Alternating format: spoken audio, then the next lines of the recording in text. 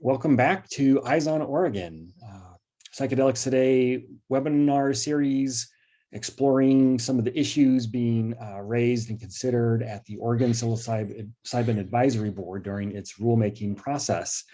With me today, we are honored to have Padrinho Jonathan Goldman.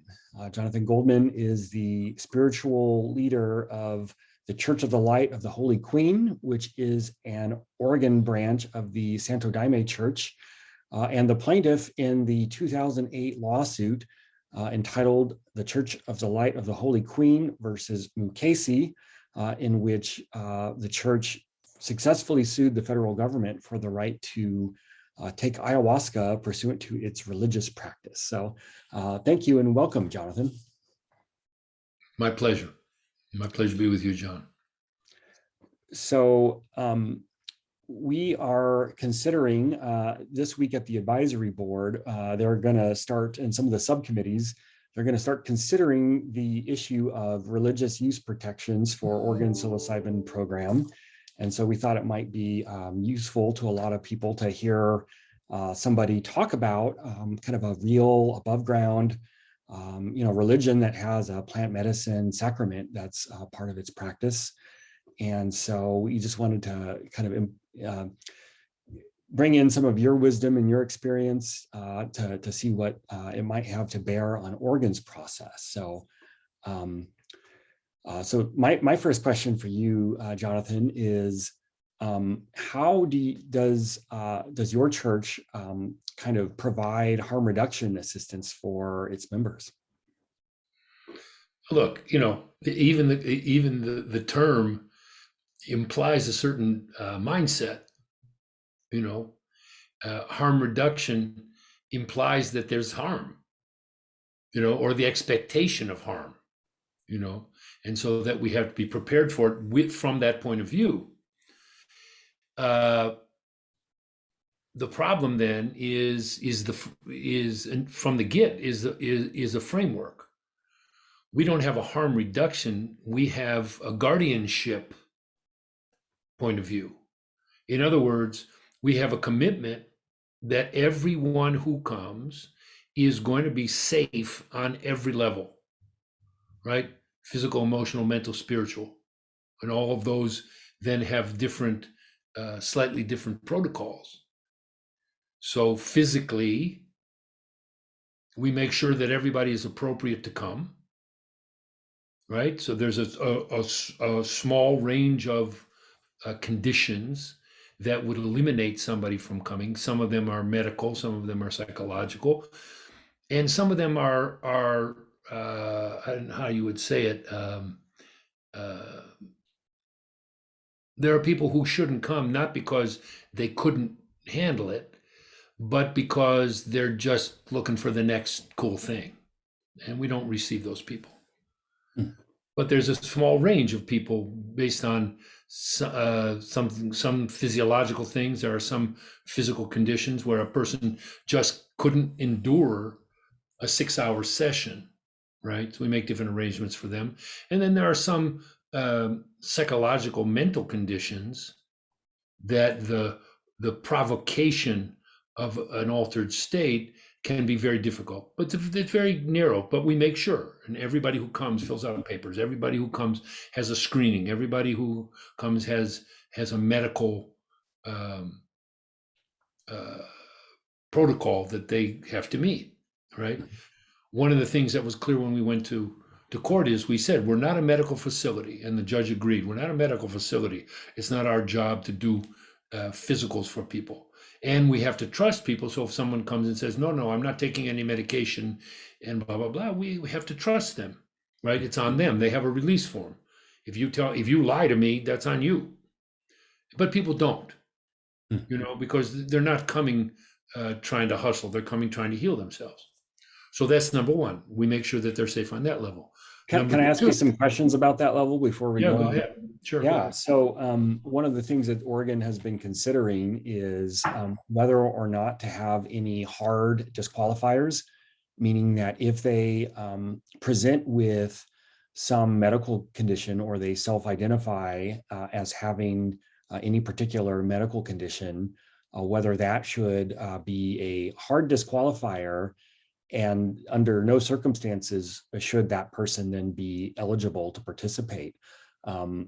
I know psilocybin and ayahuasca are obviously different, and sorry, Daime. You all refer to it as Daime, right? Yeah. Um, and so is there anything on that front where how do you all handle somebody who on their screening form?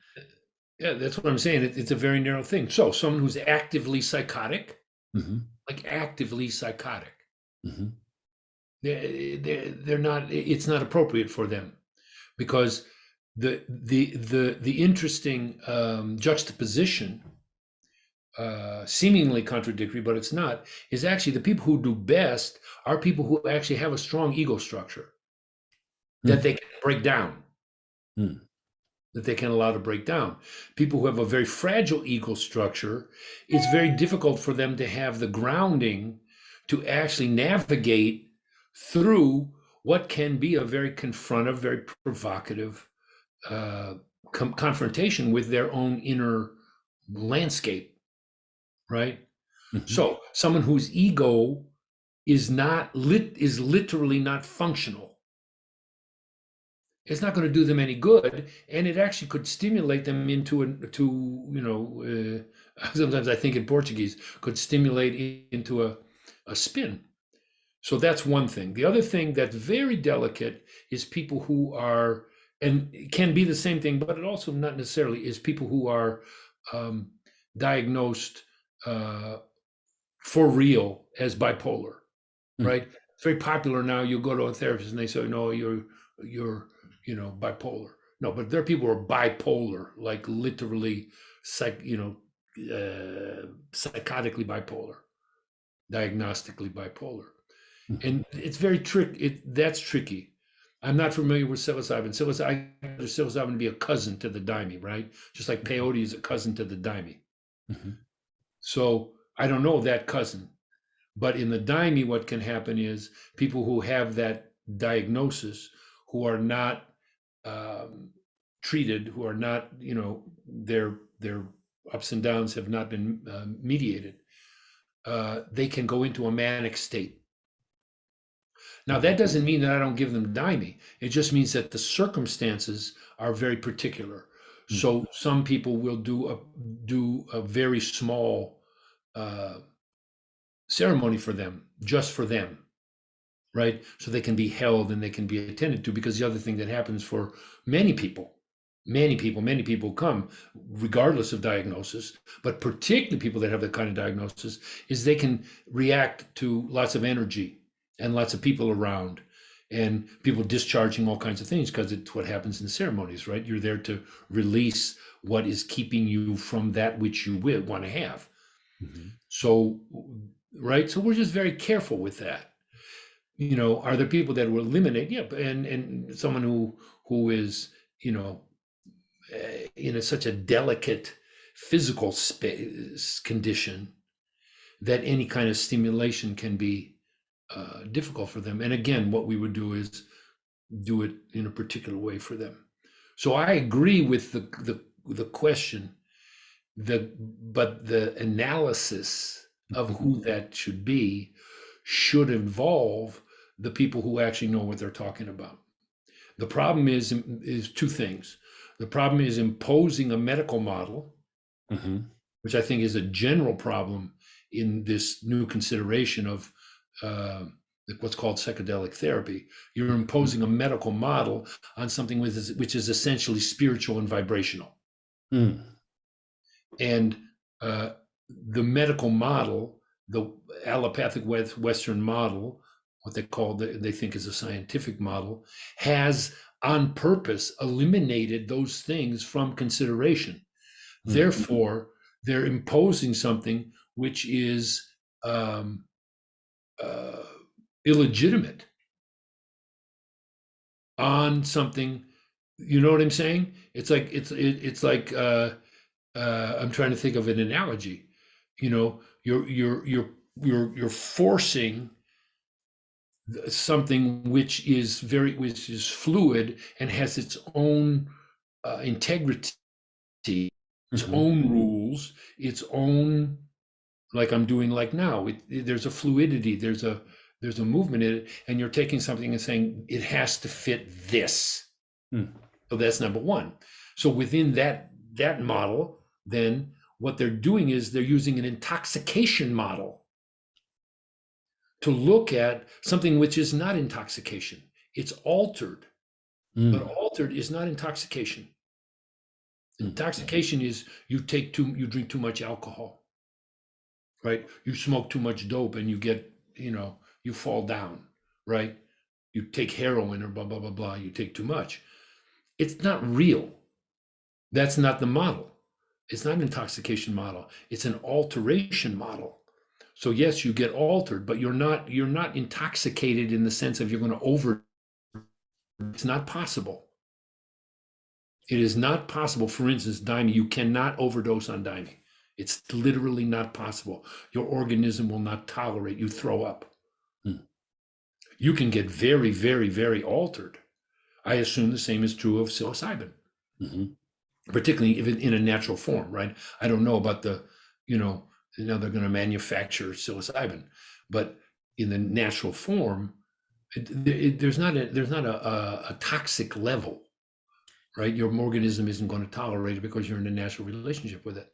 So using those two things, imposing the medical model, and then within that an intoxication model, then you're going to talk about harm reduction, right? No, because my God, what if someone takes too much? And then what they I know you told me this, what they want to do, they want to have somebody sitting in another room who isn't taking it, right? Who's on their phone for 3 hours. And then if someone, it gets intoxicated, they're going to come in and yell at them or something. I don't know what they're going to do. You know what I mean? Call an ambulance and take them to the hospital, or, I'm laughing because it's ridiculous. Yeah. That's not what happens. What you need is people who know how to manage the space, who know how to hold the space of calm, and who have the experience to help someone navigate through Mhm. what in the Daime we call a passage. So they're not, the person's not intoxicated. There's actually a word for it in Portuguese, pegado. Pegado means grabbed. Mm. So what you're doing in a religious ceremony, a spiritual ceremony, right? Using, if the sacrament is daimyo, the sacrament is, there are ways of using marijuana. We don't use it, but there are ways. What you're doing is you're creating an ambiance. You're creating a space of safety, right? Returning to the original theme. The Mm. safety is that the people who are holding the space have done it before. They've done it a lot. They know what they're doing, and they are in touch with the vibration, the spiritual, energetic vibration, which comes in response to the space that's held, right? This is how it's very different. What you're trying to do is different than a therapy thing. You have a group of people holding a space. They know how to do it. They've trained to do it. And there are spiritual forces. This isn't going to make any sense to the psilocybin board, but there are spiritual forces, healing forces that come in response to the combination Mm. of spiritual, the space that's held, and the vibration of the altered state, where people become available to forces, to vibrations beyond the norm, right? That's the purpose of the altered state. The purpose of the altered state is not necessarily to see visions and, change your brain chemistry and whatever. That all happens. But the purpose is to drop the veils of consciousness so that other helpers can come and intervene in breaking the patterns of thought, the patterns of trauma, the patterns of misunderstanding, the patterns of pain, the patterns of fear that people carry in them. You see? Mhm. So again, what in that medical model, you're talking about the chemistry. So when you take psilocybin, this happens in this synapse and this happens in this. And if you take Daime, it has MAO inhibitors and blah, blah, blah, blah, blah. Mhm. That's the least of it. especially in what you're trying to do in a spiritual ceremony, because you're adding. So the overlay is not a medical model, the overlay is a spiritual vibration. Yeah.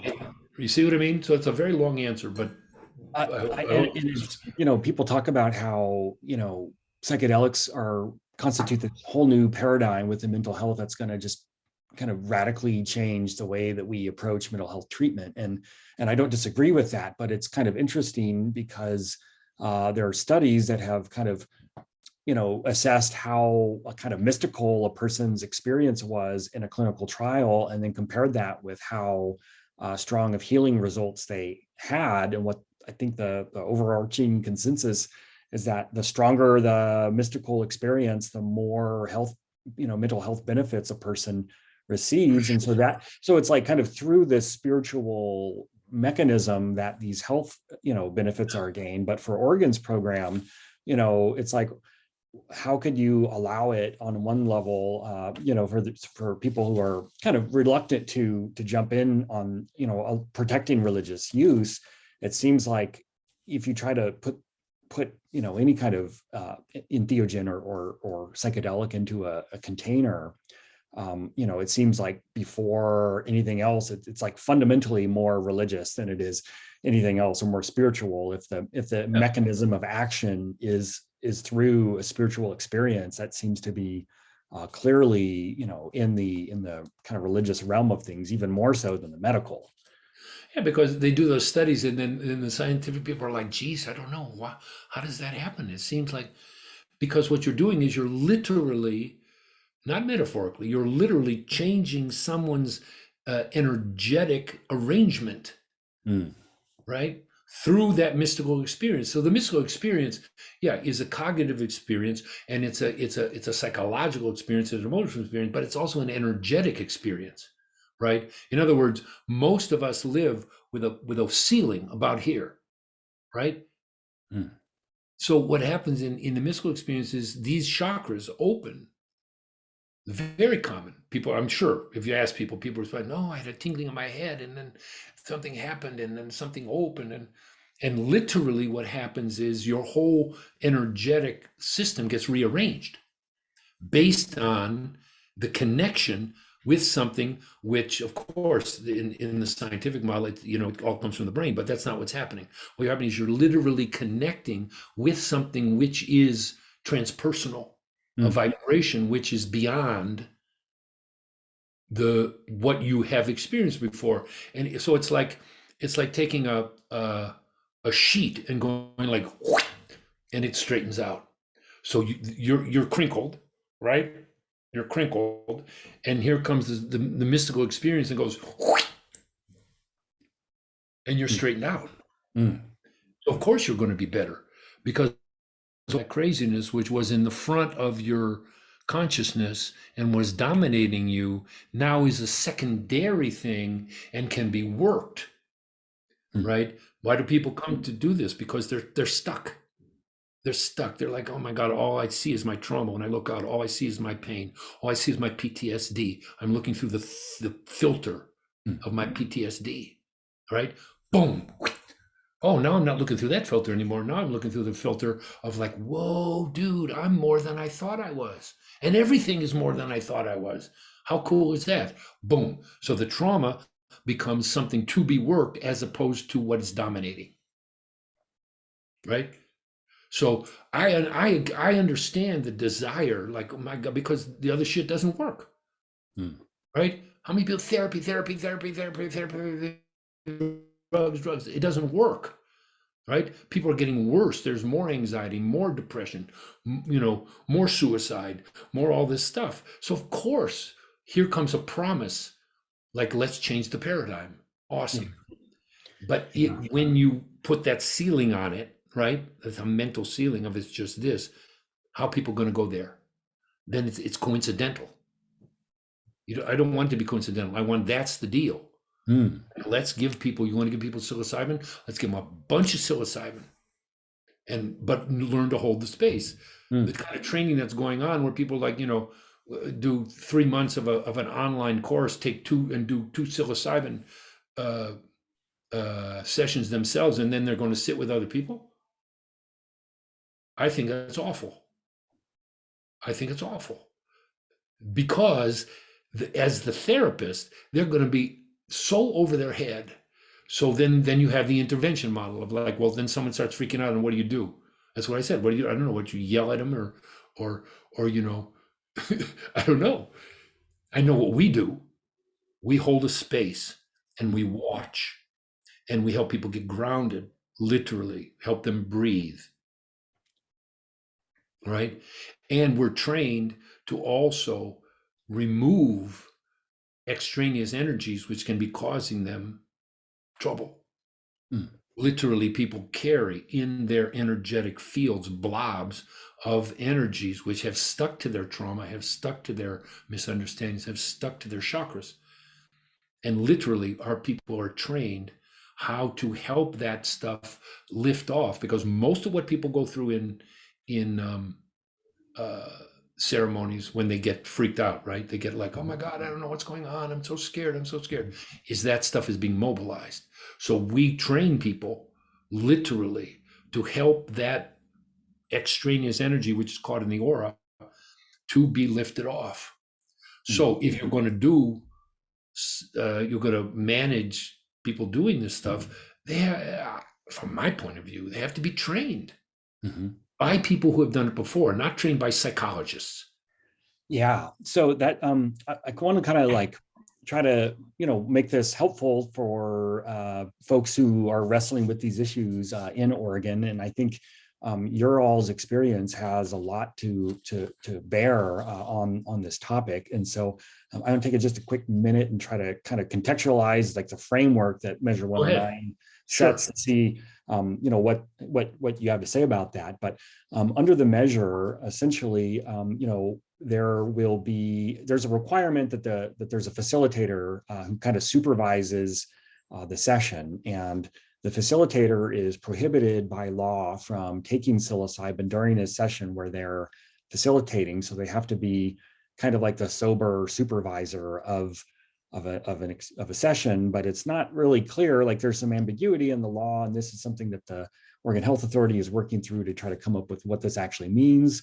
But what the supervision actually requires, and then how much of that and I don't like the term sober, but I don't know, a person who's not participating in the ceremony by taking the sacrament, kind of what their role is not really 100% clearly defined. But one of the issues that I've been kind of trying to promote in terms of granting special protections for religious practice under the measure is that for spiritual or religious communities, they have a right to have a ceremonial space where that person, that facilitator who's not participating, is stationed outside of the ceremonial space, and rather than being inside of it as just kind of a potentially awkward, presence, kind of anchoring it into a different kind of,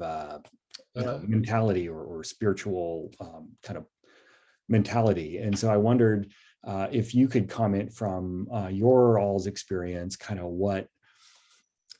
how would your religious practices be impacted by the presence of a person who hasn't taken any daime? Well, they wouldn't be impacted, impacted because we wouldn't do it. Mm. You know what I'm saying? No, it's absurd. It's Mm. absurd because, again, it's an intoxication model. So you assume that someone who is taking that medicine is by definition incompetent. Mm. That's your assumption. If you take that you are by definition incompetent.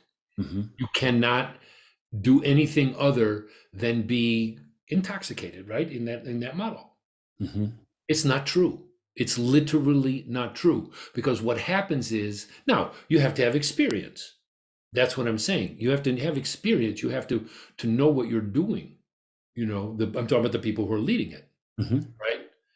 Because what happens is actually you become hyper aware, right? So the intoxication model is you become stupid. right?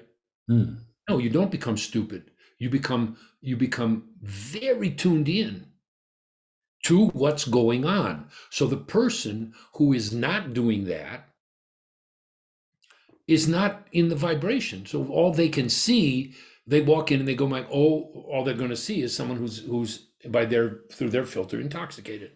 So they have to intervene. We don't intervene. We help. Mm. And there are people in our ceremonies, we have people who can go through super, super strong thing, right? We had a person come recently who is uh, has worked for years and years and years in hospice Mm.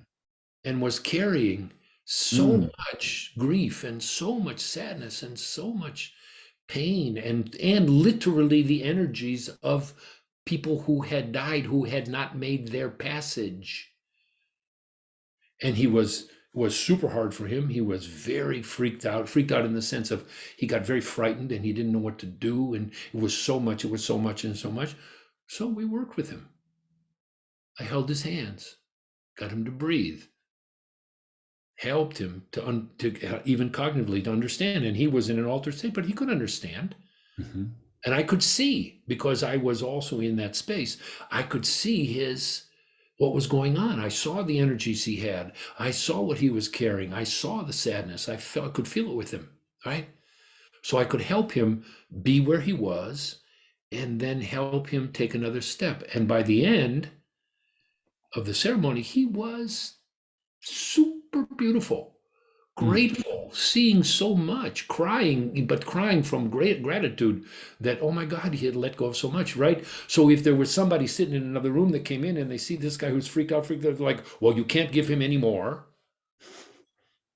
right? You can't give Mhm. him any more, and he must leave immediately because blah blah blah blah blah. And oh my God, look, his heartbeat is 85, and his blood pressure has gone up a little bit, so we're going to send him to the hospital.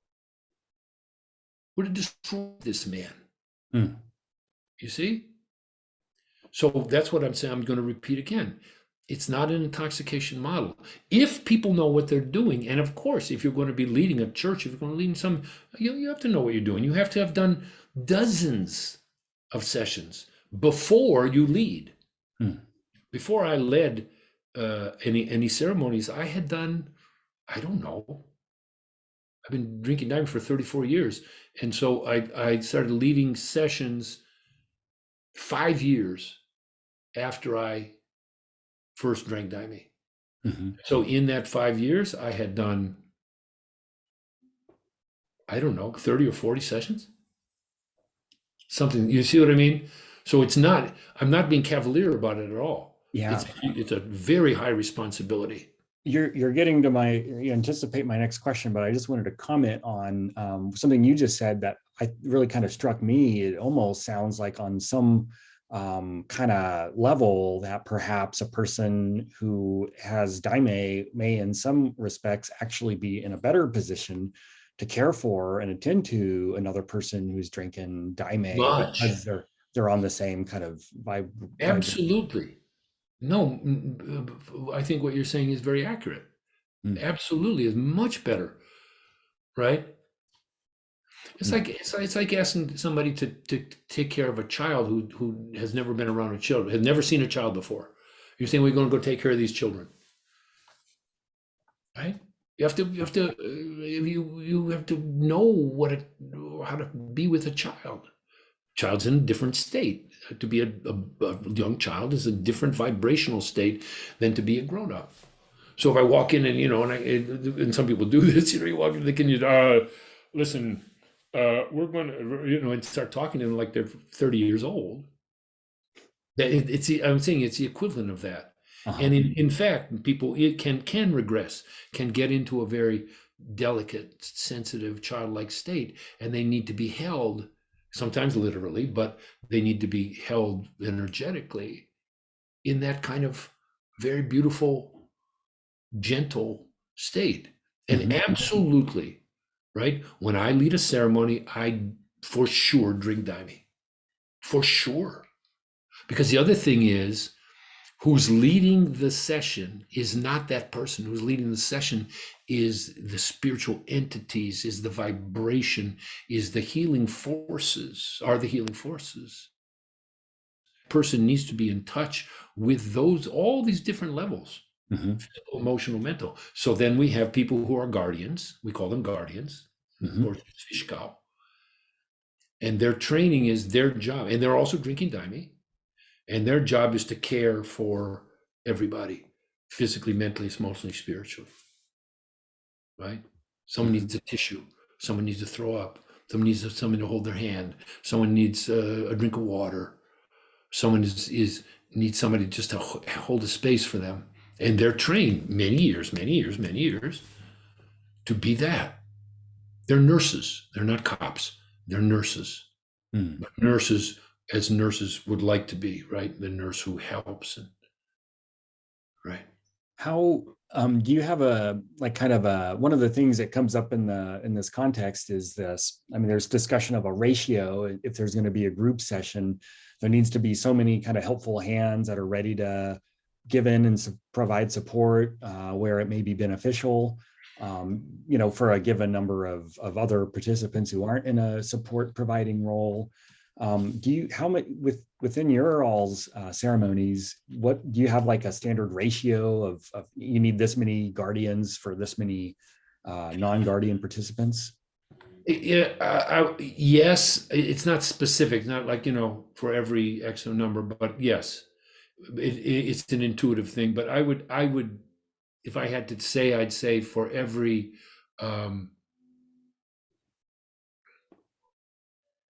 15 people have one guardian. But it depends on the situation. For instance, if there's a lot of people who are new, right, we'd have two on each side. Men and women in the Daime world, men and women are separate in the ceremony. They're in the same ceremony, but they're on different sides of the room. And so you have a set of female and a set of male guardians. And so I'm saying if there were, 15 or more on each side, 15 or less on each side, you have one. If there are more, but even within that 15, if a bunch of our new people, people who have never done it before, we're going to have two. And then they have backup. So you have one, two, and then there's somebody who we call the head guardian, and they have their backup, right? So that person can be busy, right? I mean, it can be in a Daime, because as people know, sometimes people throw up. I don't know if people throw up when they take psilocybin or not. The Daime you can, and you can have 2 or 3 people cleaning themselves at the same time, and so that person is occupied, and so then somebody else will come who is a backup, and then behind them is another line of people who are experienced but not formally, and then behind them in the ceremony would be me and my wife, who are the leaders of the community. we're the leaders. And we have a particular perspective. We've done it the longest, and we're right. We have a particular perspective. So sometimes someone will come and get me and say, "Look, someone's really going through a hard time, and I don't know what to do with them." And then so in that sense, my wife Jane and I are the I guess you would call it the last line of help in the work. Usually doesn't get to that point. Sometimes it does, because you have then those 3 layers before it gets to us. And so the 3 layers there's the kind of first level of guardian, then there's a second. There's backup guardian. So 2 a regular guardian, sort of the backup guardian, then a master, like a head guardian, or what do you call them? No, then there's a head guardian. So you have the guardian, then you have the head guardian, and then you just have people who are experienced people, veterans. You could call it the veterans, and they're sort of a line, and they'll step in if it can be, right. If you have a big work, it can be a bunch of stuff going on, and then the 3rd line, which is veterans, and then the 4th line would be the leaders of the work. What's the process for somebody becoming a guardian in your community? They begin training quite early, because there's a process of becoming an initiate. Not everybody in a ceremony is an initiate. In being an initiate in anything is a personal internal process where you reach a point of feeling called to be a member of the group. The way we describe it is the ceremony is a boat, and the initiates are rowing, and the visitors are lying on the deck in the sun, right? So someone gets called to be an initiate, and it can be after a month, 2 months, a year, 2 years. Depends on when they get it. When they do, they are many people will start training quite early, quite soon, as a guardian. What they do is they are then paired in the ceremony with someone who's experienced. It's an apprenticeship. Mm-hmm. And then after the ceremony, there'll be a what do you call it, a processing, and how was it, and because it can be quite immediate, right? Things are going on. Our ceremonies are very dynamic. We're singing and playing music and like that, right? So afterwards, there'll be then a processing, like, okay, how was it, and how do you learn, and also we're the people who are the veterans are also watching, and we'll give the person feedback, and then after, and there's no assigned period of time, but there'll be at some point when that person is judged to have enough experience, then they do it by themselves, and then eventually someone else comes, and then they are apprenticed to them. It's an organic process. And what kind of are there kind of indicia that you all use to decide when somebody who's been training in that and been going through the apprenticeship is ready to kind of serve kind of formally in that role? No, they just demonstrate it. It's really like any other organic process. It's like, something comes up, and you see, oh, okay, they did good. They didn't need anybody. It's just organic. Before they were like asking, what do I do? What do I do? And then, boom, they just do it. Okay, good. Now, and then they're the we call it a work, but the ceremony has stages, and in general, although not always, there are certain stages which have less activity, the beginning and the end. The middle time is the time of healing, the time when there's more dynamic things going on. When we've served more Daime, people are going whatever they're going to go through. So the newer guardians will be on duty in the beginning and the end. And the people who are the more experienced, know what they're doing the most, are on duty in the middle. Yeah. And so you mentioned these veteran guardians, and you talked about this ratio of maybe 1 to 15. That's just the main guardian with the kind of the backup guardian, but how many veterans? I mean, I think from a regulatory perspective, Oregon's trying to make decisions about how much support might actually be required to safely to do something like this.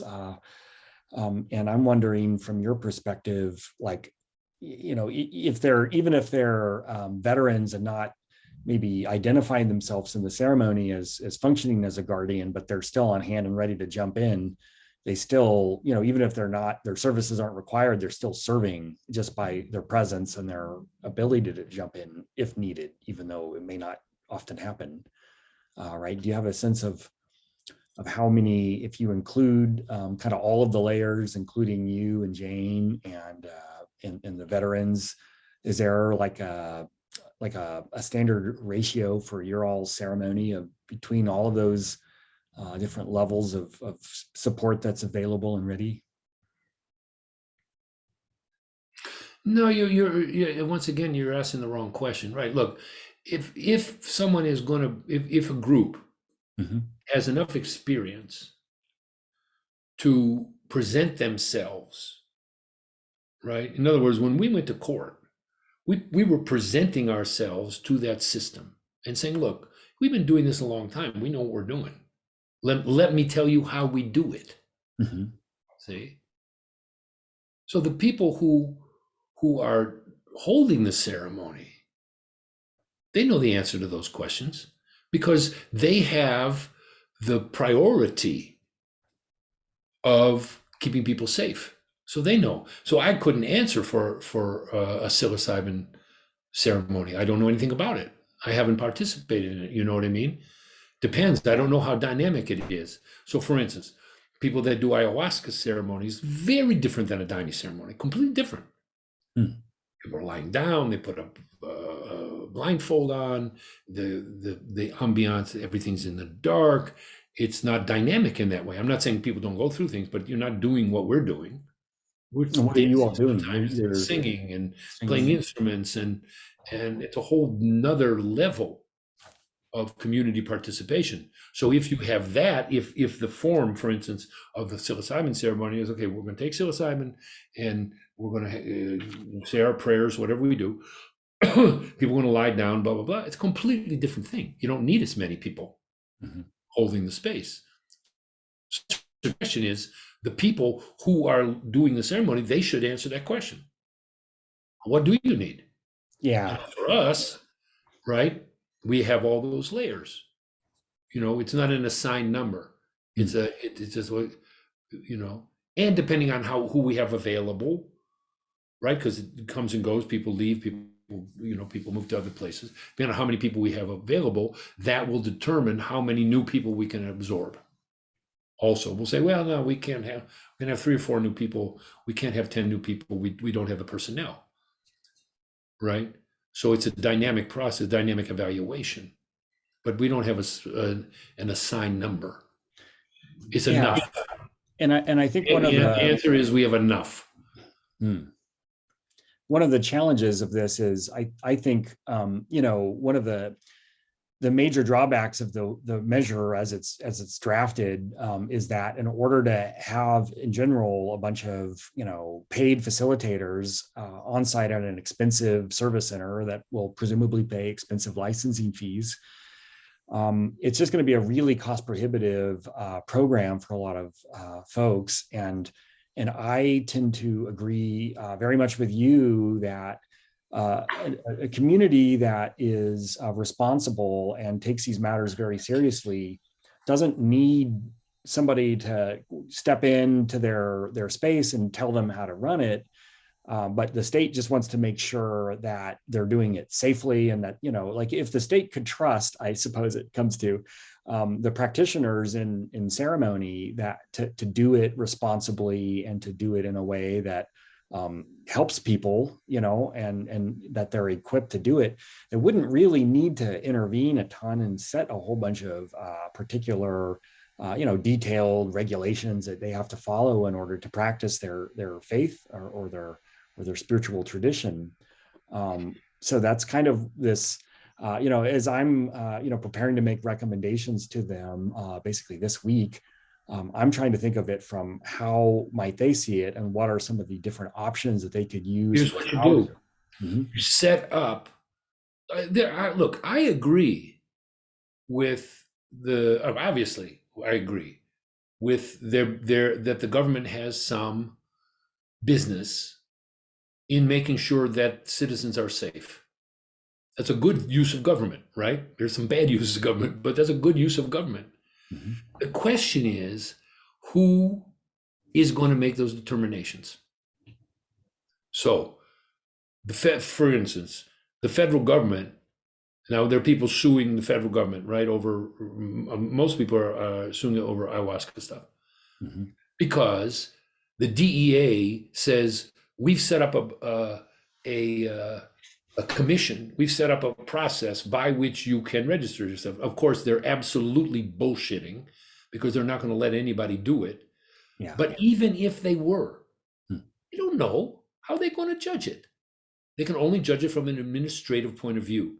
So what you do is, if you're going to do it in the state of Oregon, you set up a commission that will determine those guidelines and be the commission that people come to. But you got to have people who are practitioners of the medicine on the commission. That's who has to know.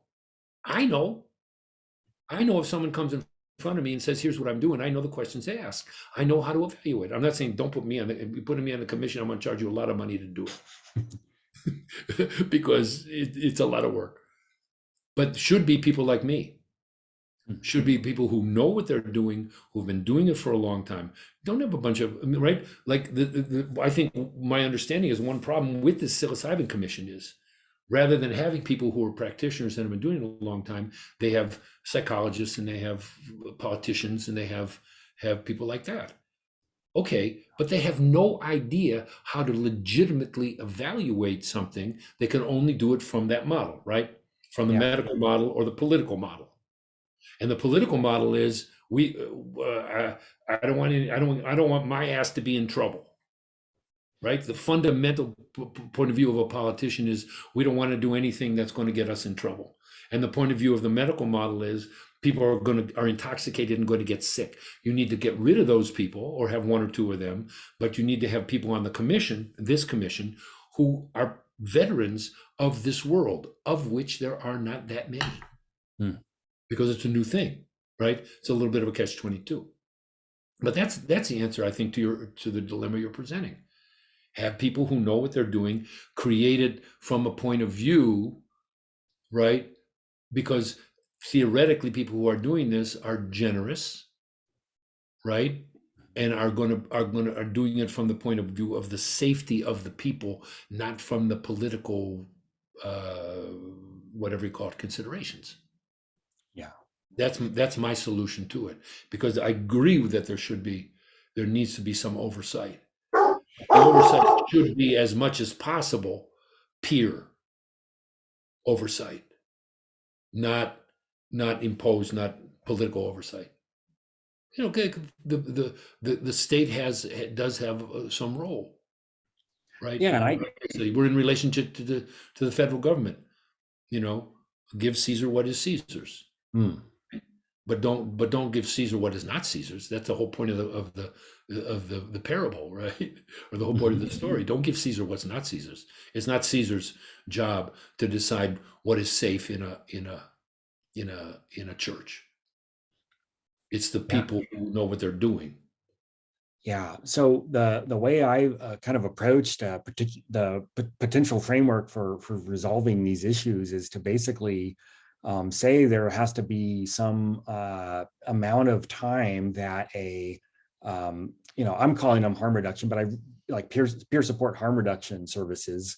But I really like your terminology better, because this isn't really just even about reducing harm, although that is part of it. It's really more about just providing support, and that could mean reducing harm, but it could also mean maximizing benefits and maximize healing. I think it's a much better way of framing the issues.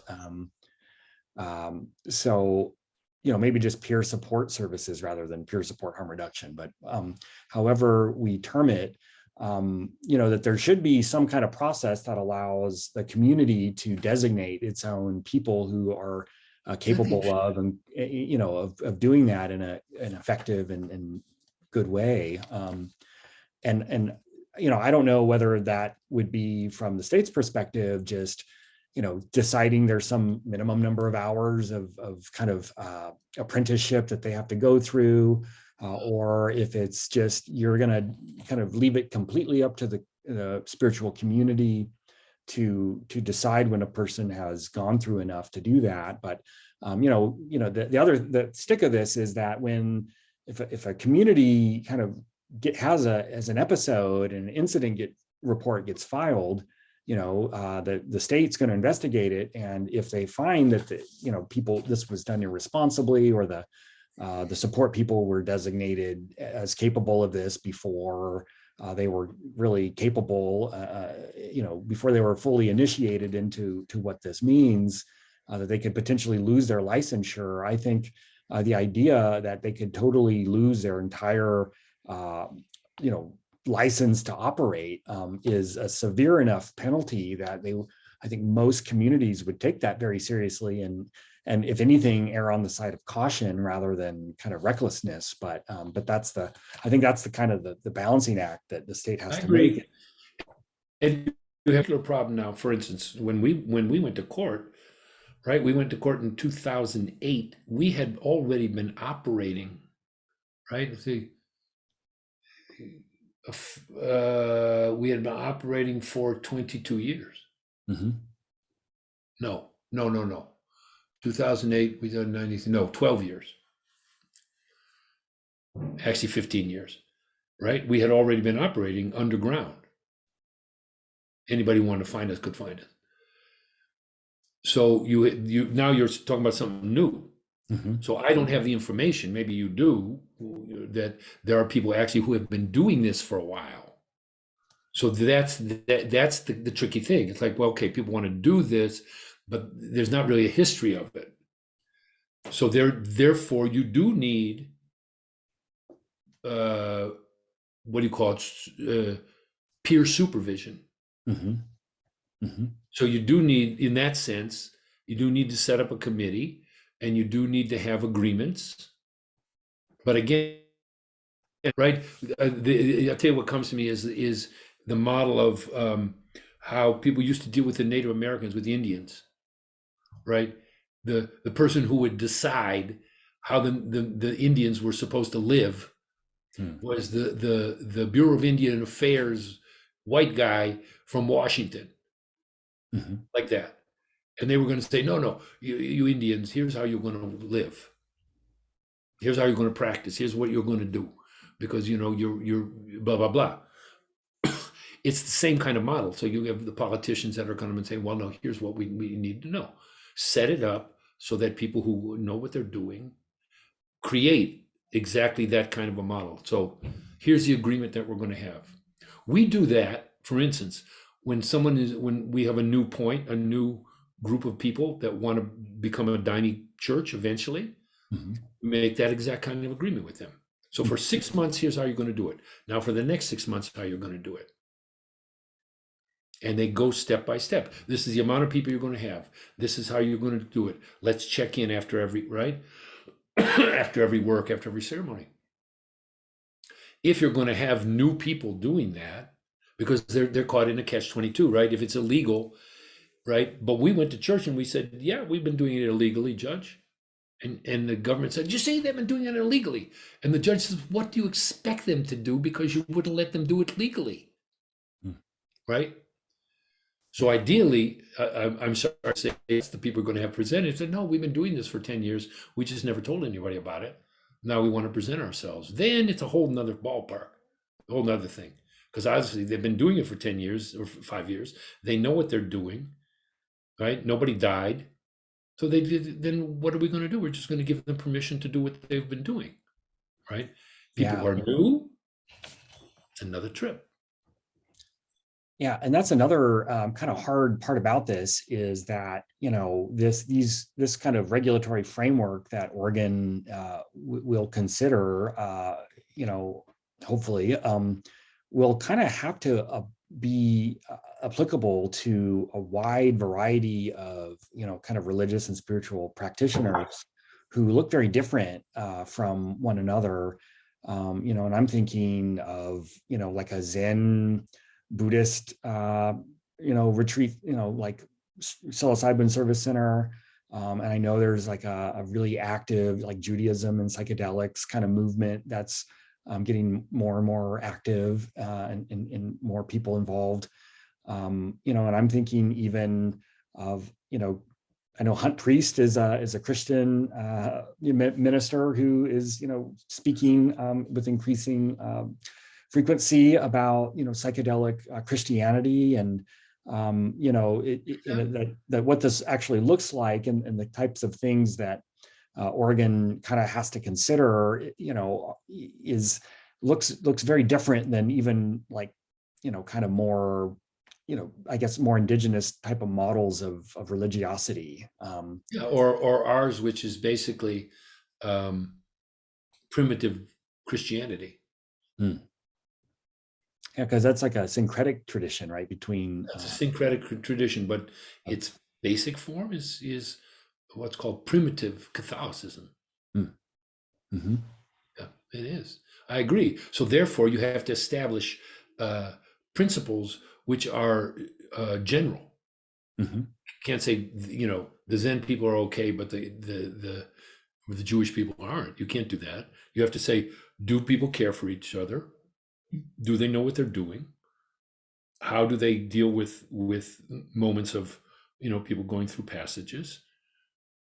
are people trained? But in general, as a general uh, criteria, not as and nothing to do with specific. It's absolutely nobody's business what someone, um, how someone does their ceremony, unless they're doing like funky shit, you know.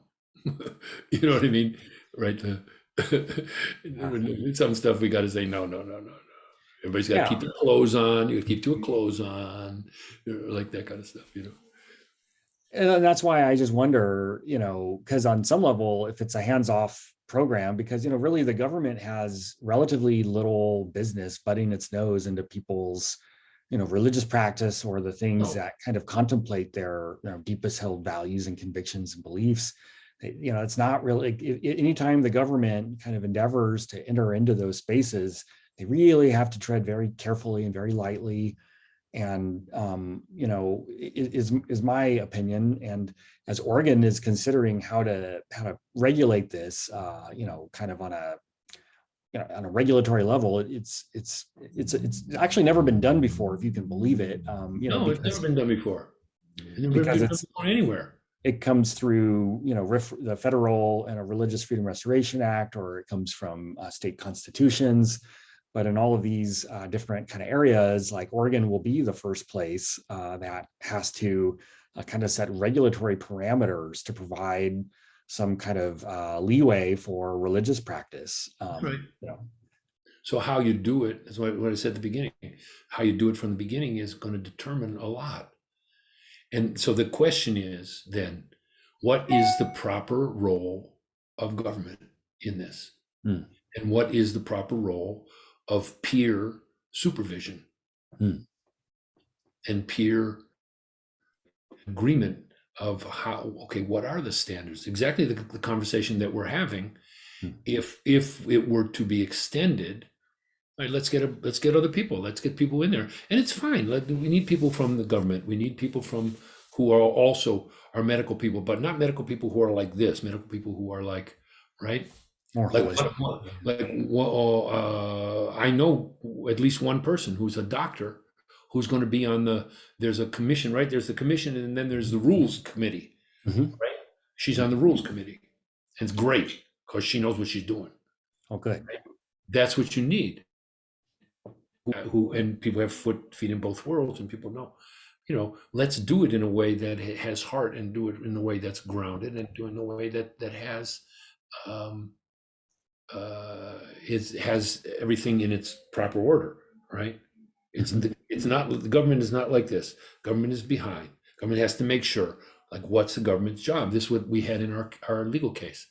What is the government actually have the right to and need to do? Wants to make sure that people aren't taking Daime and spreading it on the street.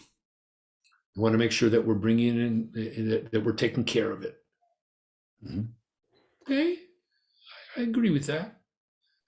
At the beginning, when we went to court, they were like, everybody who wants to come to a ceremony has to talk to us. They were gonna. I was like, why would anybody do that, right? You Mhm. know, stupid shit like that. So these are the kinds of conversations, and I think you're initiating them very beautifully, and that is it. That is a conversation. And it So, doesn't make any sense to give permission to people sit in a room for 5 hours, charging $5,000 for someone to take some psilocybin, and not give it to people who want to open it up to a spiritual experience. It doesn't make any sense. Why mm, would you do one and not the other?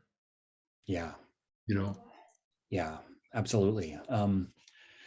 Yeah, so um, so there's so many things I'm really curious to get your take on. I know we're kind of running low on time here. yeah, Um, I'm going out to dinner with my family soon. So oh, okay. Uh, how much time do you have before you need to wrap? 10 minutes. Okay, great. Well, we'll try to be really succinct here. So you mentioned dosing on a high dose. How important is it that in your view, that a religious organization who uses, we'll call them plant medicine sacrament, have total freedom with respect to dosing? 1,000%. It's absolutely nobody's business because it's based on that intoxication model again. Mm. Look, you have to assume, and the government has to assume, that the people who are the most interested in people being safe are the people who are leading the ceremony. Not from a legal point of view. Of course, legal point of view, I've said to people many times, look, nobody dies in any ceremony that I lead. It's not allowed, Mm. right? Nobody flips out. Nobody goes to the hospital. It's never happened. So that you have to assume that. But the dosage, though, if you want to call it a dosage, right? Mhm. To do with the ceremony, and it has to do with the space, and it has to do with the person's the understanding of the people Mhm. who do it. You know, now I I also do things differently even than people in the dining world. We do it by intuition. Also in the dining world, the strength of the particular tea can vary a lot. Mhm. It depends on the what we call the concentration and the origin of it, and lots of different things. Mhm. So that varies. I would assume also if you're talking about psilocybin, there are different genuses, right? Subspecies, where Mhm. they come from, where they were grown, uh, what ceremony is, what's the purpose of the ceremony. We have ceremonies in the Daime where the purpose is celebration and praise. So, as a general rule, people will drink less and a different daime. We have where the point is healing. So you're going to drink a different brew, and you're going to drink more. Mhm. But that has to do with the people who are doing. You can't say you can serve what I don't know how psilocybin is measured, but whatever the measure is. No, there must be only that. No, doesn't Yeah. make any sense. Doesn't make any sense at all because again, it's based on an intoxication model and it's based and the people making that regulation, if they even were going to make that regulation, means they have no idea what they're talking about. Hmm. Wow. So in terms of the handling of Daime, so one of my concerns in a regulatory system is that people who identify psilocybin in our instance, in Oregon's instance, as their sacrament, it's not just treated like you'd treat like a bottle of pills that you got from your doctor or something like that. It's there. I think there's a large segment of the community of the kind of what I call like the entheogenic community that treat it as an object of reverence, and that it has to be handled with great care and great attention. And the idea of like having to throw it in like plastic containers or other types of storage packaging or something like that may not necessarily be consistent with certain people's religious views. And I'm curious to get your take quickly on what kind of considerations your organization has around the handling and the storage and the of Daime. That's an interface we've had with the government. Mm-hmm. Government said, and it was part of it, we wanted to be in a storage facility. Initially they said they wanted to be refrigerated, but we negotiated with them. We're like, it's not necessary. We have it in a place that's insulated. We store it as we store it, in bottles. Big deal if they're because if it's legitimate, that is a legitimate concern of the government. Mm-hmm. You don't want it to be spoiled. You don't. I mean, if it's psilocybin, you don't want it to have mold or Mm-hmm. like that. That's not. You got to pick your fights. Yeah, You got to pick your fights. I So for know. us, we were fine. I was like, but I said, look, no, we were like, no, I don't need a refrigerated facility. And the DEA people were like, okay, no big deal, because we showed them that you know what I mean. So there's negotiation, but that's a legitimate government um, uh, interest in making sure that it's, you know what I mean, in terms of the health and the whatever you want to call it, the uh, The safety of the product itself. purity of the Yeah, yeah. Yeah. So I would, you if it was me, I wouldn't argue about that. I mean, unless it was stupid, but it was like, oh, okay, we'll store it this way. That's cool. No problem.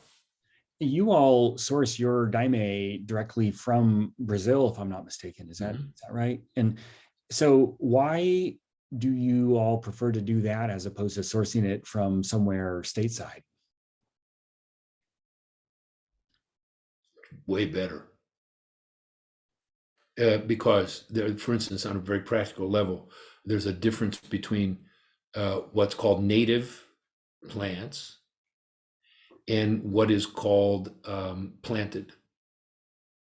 So there are two, right? The daime has four components: what we call jagubi, which is the vine, the leaf, water, and fire. Hmm. Right. So the water is pure. The leaves are cultivated, are grown in a like a plantation, which you can do in a greenhouse or whatever. The jagubi, which is the base of it, is stronger when it is native. And you mean by like concentrations of compounds, or do you mean some other source of? No, just the same thing as you go in something that they call wildcrafted, Mhm, or something that's grown in your garden. mhm, There's a different vibration to it. It's stronger. mm, And at some point we will make our daime here. It's a little complicated. So for instance, in Oregon, you can't grow jagubi here. You mm. can't grow the vine here. It's too dry. There's not enough water. Even and then up north it gets cold, and so you have to do it in a place like Hawaii or Florida or Louisiana or like that. Most of the people that are doing it, the UDV, for instance, the Union de Vegetal, makes they call it huasca in Maui. At some point, we'll do something like that to augment what we do. And it is a little tricky. You got to go there. You got to be on a plane. You got to get permits. You got to do all kinds of stuff. And who knows what the future is going to be? Whether there's planes are never going to fly again.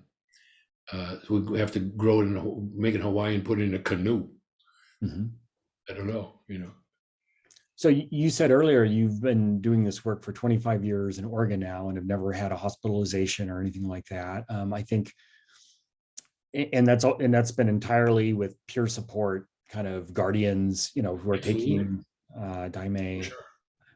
I guess my last question before we will wrap for today is, Oregon is kind of embarking on this historic process and this historic mission, kind of the first time ever in a regulated kind of big government kind of regulation way, is trying to wrestle with these issues. And you not only just you, but the community that you represent, which has history going back to, what is it, the 40s or the 50s when the Daime was founded?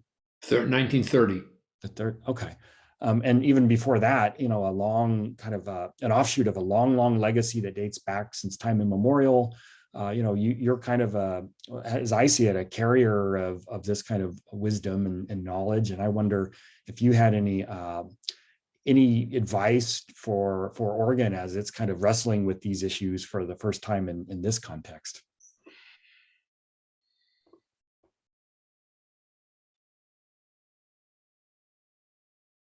This is happening. All of this is happening because the prayer of humanity to relieve suffering. All of this movement, right? There's a collective prayer.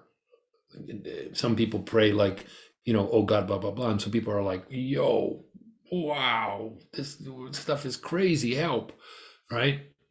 Everybody, people in the government and the people who are blah, blah, blah. So let's help. And let's help by collaboration. Everybody wants to relieve suffering, right? At base. And then people are expressing that in different ways. And every sector has its part to play in creating the conditions for the relief of suffering. That's all. So let's do that. And I have great admiration for, of course, I live in Oregon, right? I have the people of Oregon in the progressiveness of that.